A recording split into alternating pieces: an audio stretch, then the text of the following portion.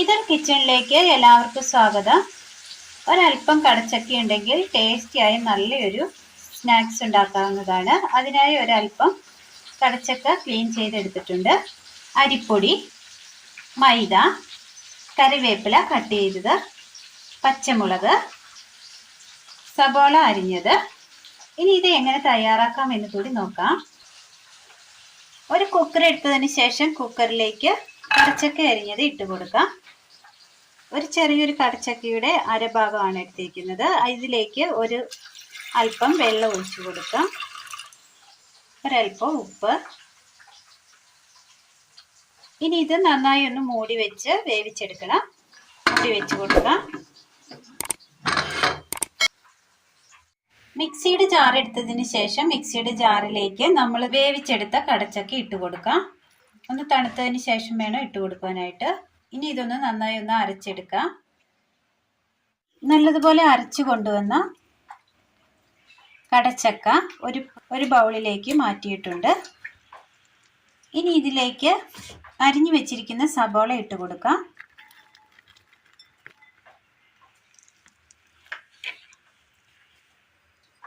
പച്ചമുളക്, കറിവേപ്പില,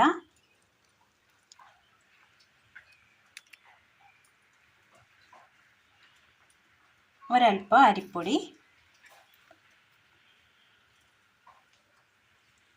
മൈദ,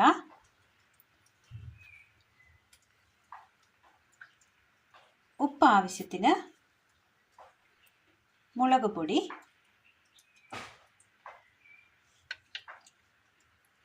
മഞ്ഞൾപ്പൊടി. ഇനി ഇത് നന്നായി ഒന്ന് കുഴച്ചെടുക്കാം. എല്ലാം നന്നായി കുഴച്ചെടുത്തിട്ടുണ്ട്. ഒരു ചീനച്ചട്ടിയിൽ ഒരല്പം എണ്ണ ഒഴിച്ചു കൊടുത്ത് നന്നായി ഒന്ന് ചൂടായി വരുമ്പോൾ ഈ മാവിൽ നിന്ന് അല്പാൽപമായി ഒരു സ്പൂണിൽ കോരി ഇട്ട് കൊടുക്കാം. കൈകൊണ്ട് വേണമെങ്കിലും ഇതിട്ട് കൊടുക്കാവുന്നതാണ്. ഞാൻ സ്പൂൺ ഇട്ടേ ഉള്ളൂ. അല്പാൽപമായിട്ട് ഇട്ട് കൊടുക്കാം.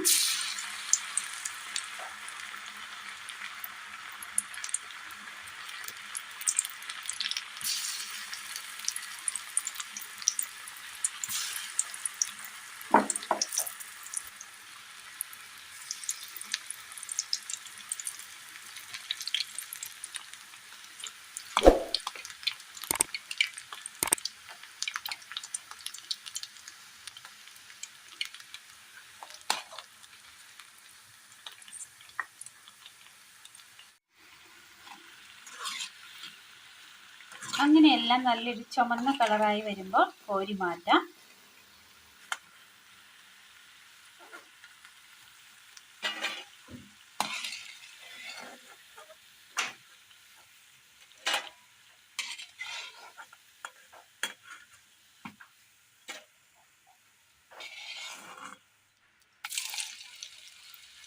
ഇതുപോലെ മറ്റെല്ലാം ഒന്ന് ചെയ്തെടുക്കാം.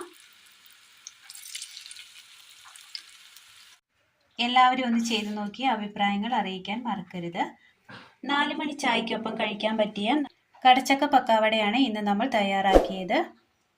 അപ്പോൾ ഇന്നത്തെ വീഡിയോ എല്ലാവർക്കും ഇഷ്ടമായി എന്ന് വിചാരിക്കുന്നു. എല്ലാവരും ഒന്ന് ചെയ്ത് നോക്കി അഭിപ്രായങ്ങൾ കമൻറ്റ് ബോക്സിൽ അറിയിക്കാൻ മറക്കരുത്. ഇഷ്ടമായ ലൈക്ക് ചെയ്യാനും ഷെയർ ചെയ്യാനും സബ്സ്ക്രൈബ് ചെയ്യാനും മറക്കരുത്. താങ്ക്